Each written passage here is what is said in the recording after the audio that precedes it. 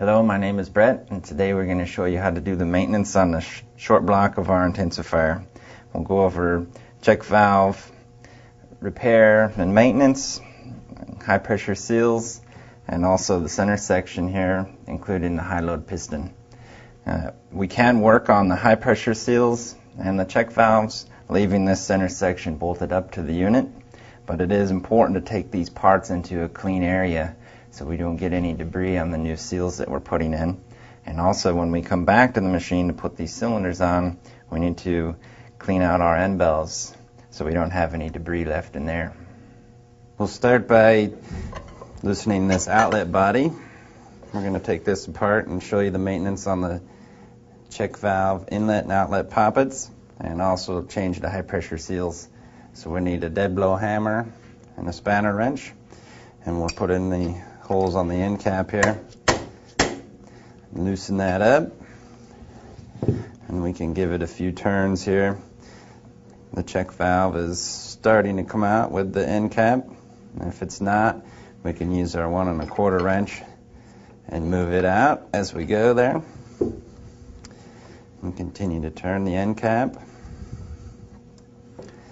And this is just getting the check valve out of the cylinder and the seal. And we're out, so we'll go ahead and bring it all the way off.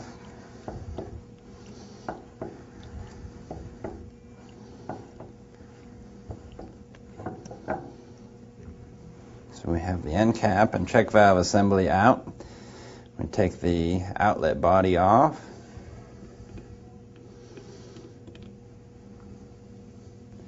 And then we push the main body out, and the check valve is ready to get lapped. We'll inspect the surfaces for any damage that's occurred during running, and we will lap them. Now we will take off our high pressure cylinder, get our cylinder wrench, put on the cylinder, break it free, turn it the rest of the way out by hand.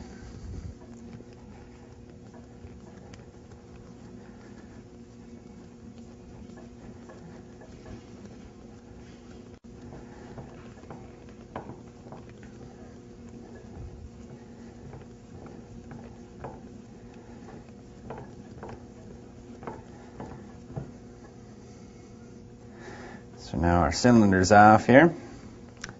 I'd like to show how to take these high pressure seals out. We use our high pressure seal installation tool, but it's also a removal tool if we use the small end. So we put it into the high pressure seal. We hold the cylinder up just a little bit off the table. Hit it with the hammer. Now our seal's out of that end. The backup sleeve wants to come out, but we'll leave it in. And we'll turn it over. Use our tool again with the small end. Put it on the backup sleeve and hold our cylinder up off the table. And we're out. Now we can let that backup sleeve come out. And we'll move over to the check valve. We'll just get our 1 1/4 wrench and hold it on the end.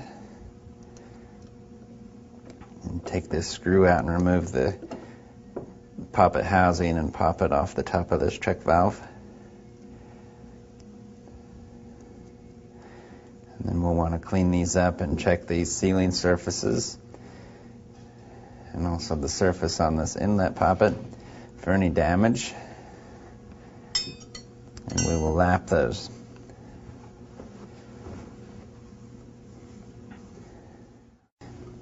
After we have the high pressure cylinders off here, we want to clean the ends up and inspect them. Sometimes high pressure cylinders get out of round on this end due to the seal moving. A good way to check your high pressure cylinder is to take a new hoop ring and drop in here before you start installing your other seals and fit it in the hole and see how much of it you can fit in there just using your fingers. If you can fit more than 3/4 of this hoop ring down in the cylinder just using your fingers, then it's time to start thinking about a new cylinder. It's not that you necessarily need to buy one right away, but you're getting close.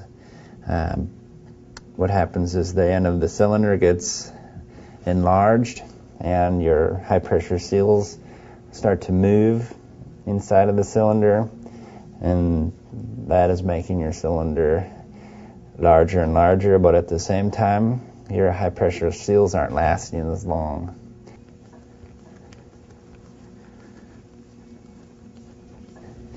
This high pressure seal fits over here, and the hoop is going to be riding like so, and this of course is in the cylinder. So as this is pressurizing, depressurizing, it's pounding on this, and the hoop ring is going to wear a ditch around this check valve. And when this ditch gets to be 20 thou or deeper, we need to think about replacing this check valve, because what's happening is that ditch is allowing the seal to move on here, which is enlarging the hole on this end of the high pressure cylinder. So just some things to look for when you take things apart. So we have the check valve taken apart here and cleaned up.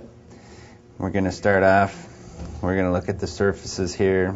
This one looks pretty good, but we're going to want to look for any chips around this hole here, and the same on this inlet poppet. This is going to mount over the hole. This is where inlet water comes in to fill the high pressure cylinder. So over time these are going to wear out and dish this surface here, and it needs to be flattened out. And to do that, we use sandpaper and a granite block. A piece of glass will work also. Anything that's perfectly smooth. And we're going to start off by using a little 320 grit sandpaper. I'll put a little oil on this block here to help hold the sandpaper in place. So the 320 is going to help us get rid of any blemishes that we have to begin with. We'll put some water on the sandpaper.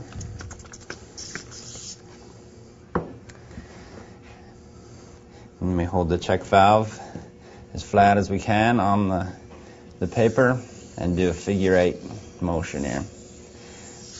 I like to do 3 or 4 figure 8s and then turn it a half a turn and then continue on, just in case I'm a little bit heavy on one side and I'm not realizing it.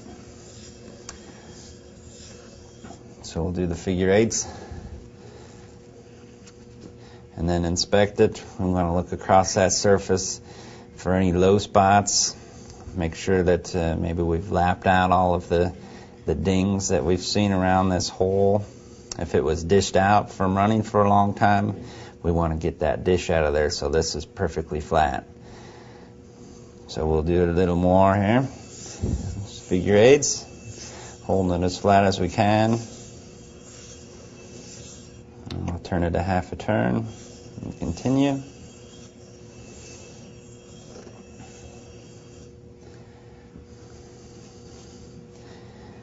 Now this one's looking very good, so we'll set it aside and go to the next piece here, the inlet poppet, which meets up with the check valve here. And this closes off when the intensifier pressurizes the water on this side. So we want to have a good sealing surface here so the high pressure water can't go back out our inlet hose.